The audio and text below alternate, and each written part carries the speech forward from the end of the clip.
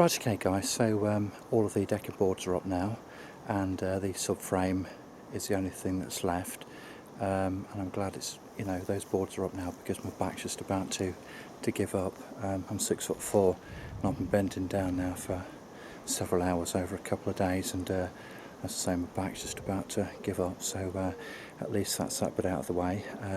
Anyway, I'll just show you this decking, because somebody's obviously spent quite a bit of time, and it hasn't been cheap doing this decking, and it's almost a shame that we've had to bring it up, but it just doesn't meet our needs.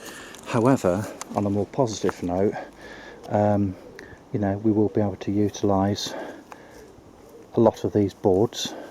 I've already mentioned that I'm going to put up a shed in the garden, and I can certainly use a lot of these timbers to make a subframe. So I don't know whether we've got any joiners amongst us, but I think that's somebody's done a pretty damn good job of that, to be honest with you. I think that's pretty nifty.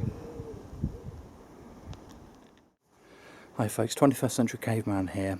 Right, okay, so I've come back to the garden area on several occasions, and the decking has now been pulled up, and I've started working on the soil below the decking structure, and it's been hard work, to be honest with you.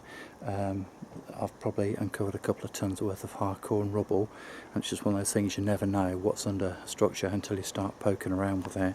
So I've dug the area over and just started to break the surface up, and in order to try and level it out really. So this is what I've got.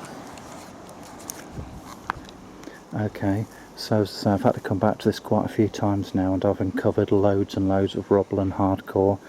I managed to get all the posts up. They were actually set into concrete, but it wasn't that hard, to be honest, to break them up.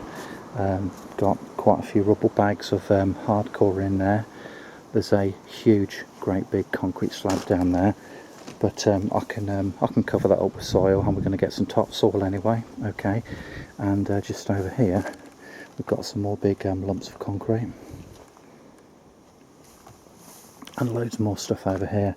I'd imagine altogether there's probably a couple of ton of stuff, and I was initially thinking about hiring a skip, but I'm going to basically just load this stuff up in the back of my car in the hippo bag, and I can do it basically a hell of a lot cheaper,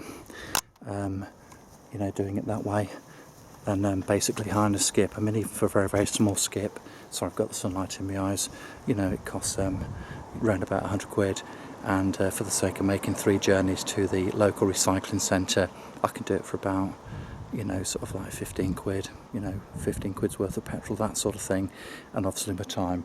So that's what I'm going to do. It's taken a little bit of time, but we're getting there, and the next thing to do really, I suppose, initially I was going to put the boundary fences up, but I think I'm going to leave that for a short while, and probably the next thing to do is to perhaps take the soil up. Okay, I'll get back to you when I've done a bit more.